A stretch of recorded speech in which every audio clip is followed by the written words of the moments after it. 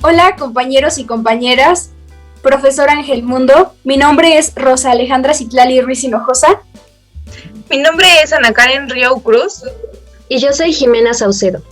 En este video daremos respuesta al cuestionamiento de qué manera la política social en materia de pobreza se ha adaptado a los cambios que ha experimentado el sistema político mexicano en los últimos 40 años. Comenzaremos proporcionando los antecedentes del programa Solidaridad, su metamorfosis hasta su desaparición en la actualidad. Acompáñenos a este recorrido.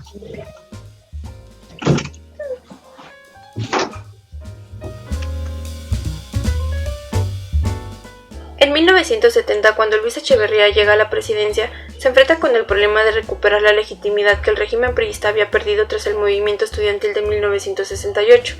Por otra parte, la urbanización, el crecimiento de los índices de escolaridad, la industrialización, el crecimiento del sector terciario de la economía, el mayor acceso a fuentes de información brindaron nuevas posibilidades de empleo y de vida y contribuyó a que mayor parte de la población se interesara en los procesos democráticos, por lo que la población empezó a tener una actitud más participativa en los procesos electorales y la capacidad del PRI en mantener sometida a la sociedad se fue haciendo cada vez más complicada, pues se comenzaba a adoptar una nueva cultura política de un ciudadano más activo, participativo y crítico que buscaba y exigía mejores resultados y un cambio en el régimen de gobierno.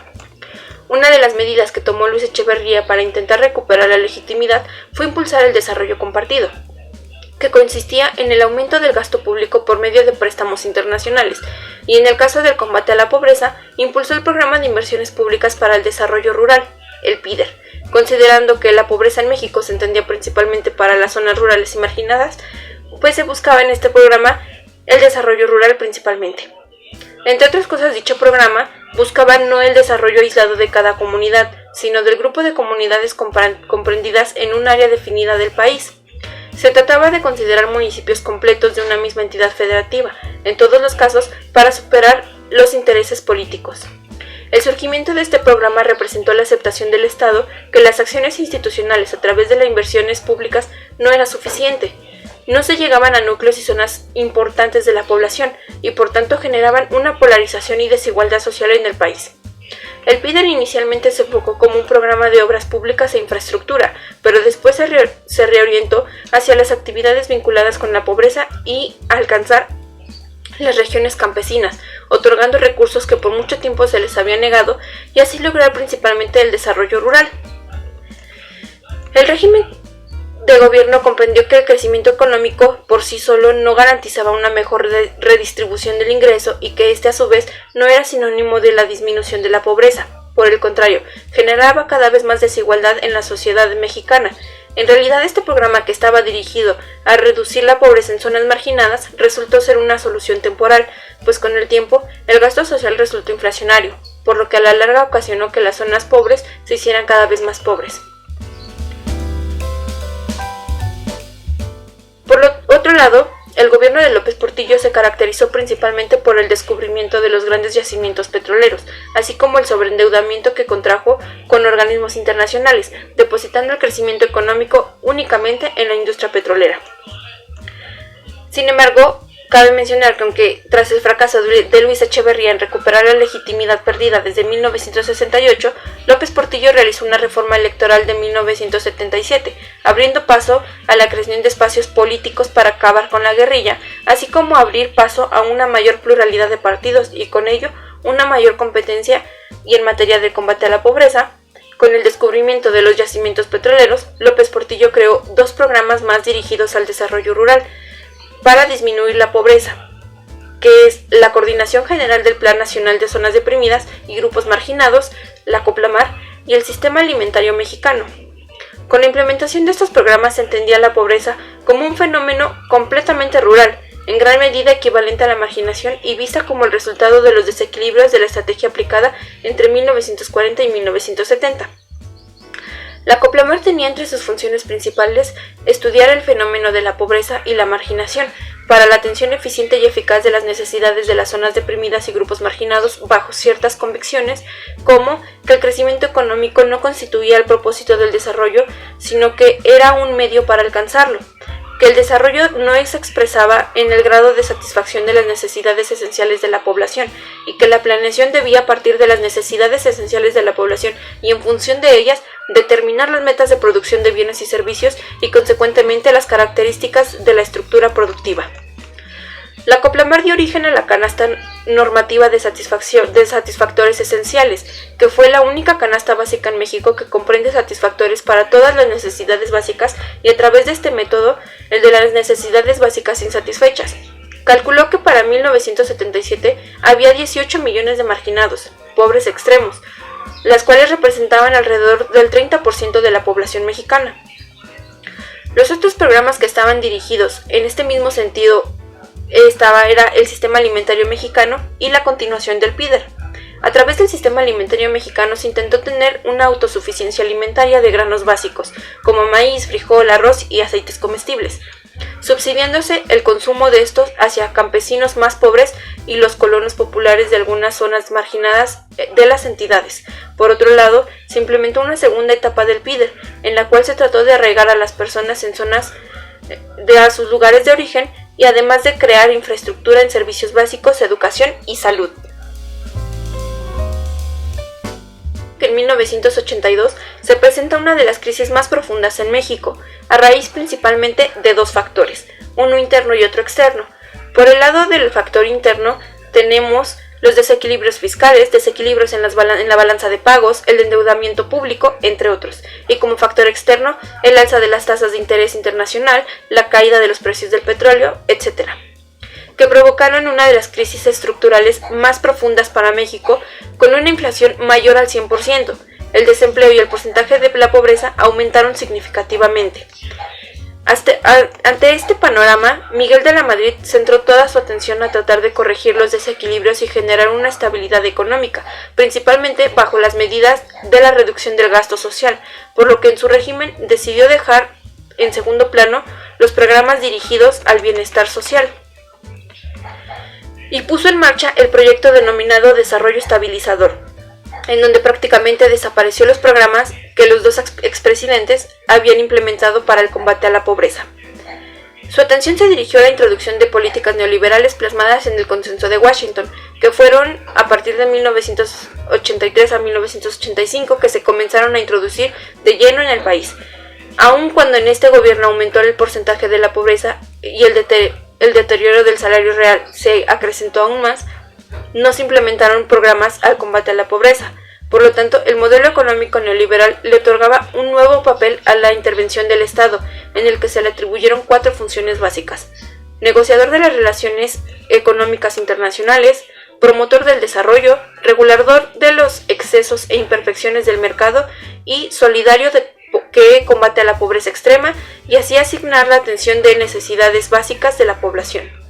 Asimismo, se le dio un nuevo enfoque a la política social, que le pone énfasis al desarrollo social y replanteándose de igual manera la acción del Estado en 3 aspectos. Se dio un reconocimiento de la capacidad de los grupos sociales y de las comunidades para organizarse y para generar alternativas productivas. Se reconoció que no era el crecimiento de los aparatos burocráticos como se resolverían las demandas sociales, además de que se desarrollaron nuevas formas de financiamiento del gasto social para no generar inflación. Sin embargo, como se había mencionado, no se puso en marcha ningún programa dirigido al combate a la pobreza, por lo que a finales de 1988 se consolidó la corriente liberalizadora por el debilitamiento del modelo de sustitución de importaciones, que lejos de disminuir los niveles de pobreza, se agudizaron. En 1988 se llevaron a cabo una de las elecciones más controversiales en la historia política del país. La llegada de Salinas al poder ratificaba el ascenso de la tecnocracia que se había comenzado a gestar desde el gobierno de la Madrid e introdujo cambios sustanciales en el sistema político mexicano.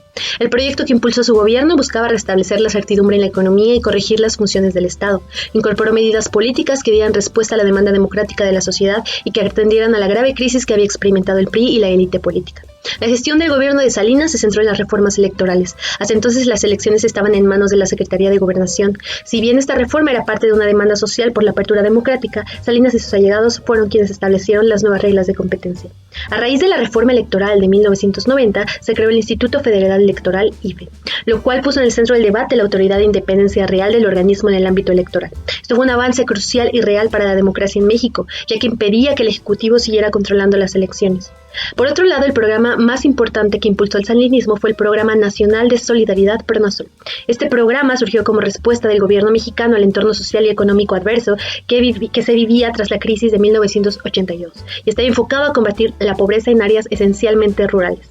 Fue diseñado con un enfoque de descentralización de los recursos y de las decisiones. Tenía como propósito crear nuevas formas y esquemas de planificación y coordinación donde participaran gobiernos estatales y municipales. Mediante este programa, el gobierno federal llevaba obras de financiamiento a zonas necesitadas. Logró ser exitoso debido a que contó con recursos que provenían de empresas paraestatales. Los recursos destinados a este programa fueron sumamente cuantiosos, por lo que para evitar un desequilibrio en las finanzas públicas, nunca se incorporaron al gasto público, de tal manera que pudieron utilizarse discrecionalmente sin perjudicar el control presupuestal. El combate a la pobreza que planteaba el PRONASOL tenía tres ejes. El bienestar social, esto estaba orientado a mejorar la calidad de los servicios públicos y de la vivienda. La producción, mediante la entrega de créditos a la palabra que estaban destinados a apoyar actividades esencialmente agrícolas, y el desarrollo regional, que está enfocado en la infraestructura y en el fortalecimiento de la capacidad financiera y ejecutiva de los municipios. El programa funcionó al margen de las instituciones, tanto en las decisiones para asignar recursos como para movilizar la obra pública. Las peticiones de presupuestación se dirigían al Consejo del PRONASOL, el cual estaba integrado por varios secretarios de Estado, pero que era presidido por Salinas, quien en la práctica aprobaba los créditos sin vigilancia y evaluación alguna. Este hecho marginaba a las instituciones estatales y municipales, ya que no necesitaba de las dependencias responsables para que aprobaran las solicitudes, lo que generó una red clientelar. Por lo que Salinas se convirtió en la autoridad política social más relevante del país, otorgaba recursos y recibía los beneficios. El sexenio de Salinas terminó en un contexto de violencia generalizada e inestabilidad política. El asesinato del candidato a la presidencia Luis Donaldo Colosio y de José Francisco Ruiz Massieu recordaban el contexto de violencia postrevolucionario, así como el levantamiento del Ejército Zapatista de Liberación Nacional que amenazaba al gobierno. Por lo que esta nueva tecnocracia en el poder, lejos de resolver los problemas políticos, provocó la peor inestabilidad política desde el periodo revolucionario. Los resultados del programa PRONASOL lograron reducir en cierta medida la pobreza, pero no de manera significativa. Por ejemplo, la pobreza patrimonial en 1992 era del 53.1%, mientras que al finalizar el sexenio este porcentaje se redujo muy poco, quedando en 52.4%. Cedillo llega al poder en el 94 en medio de una crisis política monumental. Era un candidato tecnócrata puro, alejado de la política y del partido hegemónico, por lo que convencía a pocos tecnócratas dentro del PRI. Cedillo fue un ejemplo de cómo la élite política se agotaba y tenía que recurrir a improvisar funcionarios. Se comprometió a implementar una nueva reforma política para satisfacer las demandas democráticas de la sociedad. Fiel a su idea de no intervenir, convocó a todos los partidos de oposición a diseñar las nuevas reglas electorales, pero como es tradición informal, la oposición y en especial el PRD presionaron al gobierno de Cedillo para que retirara los cargos de los gobernadores de Chiapas y de Tabasco, lo que generó inestabilidad política y agravó la crisis interna del partido hegemónico. Los conflictos con los gobernadores de los estados fueron manejados conforme a la ley y sin recurrir a los recursos metaconstitucionales presidenciales. Estaba claro que Cedillo no podía actuar autoritariamente. Esto vislumbró la incapacidad del presidente y de la Secretaría de Gobernación para imponer su autoridad por sobre la ley, como en sexenios anteriores. Durante este sexenio, México sufrió una de las más grandes crisis que hizo que colapsara la economía y los índices de pobreza se dispararon. Ante esta situación, el gobierno de Cedillo decidió cambiar el programa social Solidaridad, que fue reemplazado por el programa de Educación y Salud y Alimentación Progresa. Uno de los principales cambios en este programa era la eliminación de los comités que administraban los recursos en el gobierno de Salinas, por lo que el dinero ya no se entregaba mediante intermediarios, sino que las familias afiliadas al programa lo recibían directamente. Esto rompió con la tradición clientelar priista que se había establecido en el PRONASOL. Las familias beneficiarias en este programa eran de comunidades rurales y recibían las transferencias en efectivo que estaban condicionadas a cumplir con ciertos requisitos de atención de salud y de llevar a sus hijos e hijas a las escuelas. Progresa tenía como objetivo estimular por un lado la demanda y por otro la inversión del capital humano en las localidades y en los hogares más pobres del país con la finalidad de reducir la pobreza extrema. Podría decirse que se abordaban algunas líneas de acción del PRONASOL, por lo que se centraban en intervenir en la infraestructura, pero reemplazó los programas de subsidio alimentario para contrarrestar el sesgo centralista urbano regresivo del gasto social en México. Lo que se buscaba era incorporar nuevos planteamientos que se adecuaran a las nuevas condiciones rurales para que el desarrollo desarrollo fuera sostenible. En este sentido se focalizaron las actividades, las familias se volvieron unidades de acción, se adoptó el enfoque de género, se comenzó a transitar desde una política asistencialista a una de ayuda estructural y se generó un carácter de participación de la comunidad con las autoridades en la planificación y en el control. Se coordinaron diversos niveles de gobierno y dependencias federales, así como la importancia de monitorear estos proyectos y hacer evaluaciones de impacto. Zedillo decidió limitar el poder del Ejecutivo y no ejercer las atribuciones metaconstitucionales del cargo. Esto abrió el juego político. Si bien este programa logró reducir los porcentajes de pobreza y atender a 2 millones de hogares en el país, la reducción de esta misma no fue significativa con respecto al inicio del sexenio anterior, ya que si bien su administración logró reducir los niveles de pobreza del 69% al 53.6%, los resultados fueron similares a los del sexenio anterior. El 2 de junio del año 2000, el IFE anunció los resultados preliminares del conteo de la elección para la presidencia en donde Fox resultó victorioso. Un hecho sumamente importante que vale la pena recalcar es que Ernesto Zedillo, mediante la cadena nacional de televisión, reconoce el resultado preliminar y a Fox como futuro presidente de la nación. Eso fue un acto simbólico muy importante para la democracia frágil que se comenzaba a gestar en México, ya que el reconocimiento del primer priista de un triunfo de un líder opositor no solo ratificaba la apertura democrática, sino que vislumbraba el debilitamiento del partido hegemónico.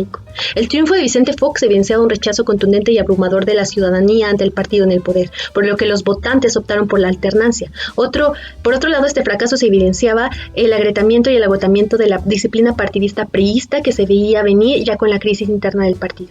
En ese momento se puso fin al predominio político del PRI y se concluyó con una forma de entender y ejercer el poder que ya no era funcional para la sociedad mexicana y que resultaba incapaz de regular y mejorar el tejido social. Parte de este triunfo también se explica por la corrupción, los errores políticos y económicos cometidos en sexenios anteriores, por la profunda crisis que empeoró la situación de pobreza y disminuyó de manera drástica el bienestar general de la población.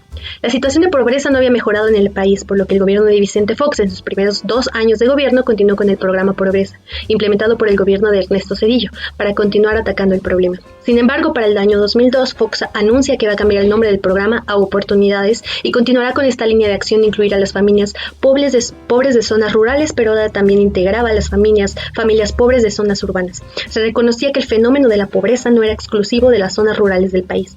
Esta misma línea de acción, Oportunidades, continuó con la dinámica centralista de otorgar dinero directamente a las madres de familias beneficiadas, siempre y cuando cumplieran con ciertos criterios como el de revisiones médicas y llevar a sus hijos a la escuela, como en el anterior programa.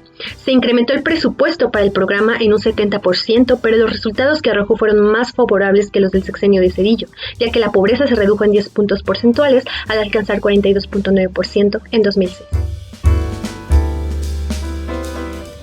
El inicio del sexenio de Felipe Calderón Hinojosa estuvo marcado por los apretados resultados de la elección a la presidencia de 2006. El margen que lo distanciaba de su oponente político, Andrés Manuel López Obrador, fue de tan solo 0.55%, lo cual tuvo un gran efecto en el panorama político durante todo su sexenio. A esto se suma que el candidato opositor y una gran parte de la población no reconocieron la legitimidad de su victoria. La polarización política y la falta de legitimidad caracterizaron el ambiente sobre el cual se desenvolvieron sus acciones políticas de gobierno. Entrando en materia de pobreza, Felipe Calderón continúa con el programa Oportunidades, que como se mencionó anteriormente se crea durante el gobierno de Vicente Fox Quesada en 2002. En comparación con su predecesor, el programa no se modificó sustancialmente. El objetivo seguía siendo el mismo: apoyar a las familias que viven en situación de pobreza a mejorar sus capacidades de alimentación, salud y educación, otorgando recursos económicos y servicios a través de transferencias monetarias. Los beneficiados siguieron siendo las familias que viven en marginación y pobreza, los cuales no podían atender las necesidades anteriormente mencionadas. En este sexenio podemos decir que el seguimiento del programa Oportunidades políticamente simbolizó una continuidad de las acciones con el gobierno pasado. Enrique Peña Nieto recibe la presidencia en 2012, en circunstancias de legitimidad ligeramente menos complicadas que Felipe Calderón Hinojosa. Las acciones más destacadas durante su periodo fueron las relativas a las reformas estructurales, las cuales abarcaron el sector energético, telecomunicaciones y radiodifusión, educación, hacienda, competencia económica, transparencia y política electoral.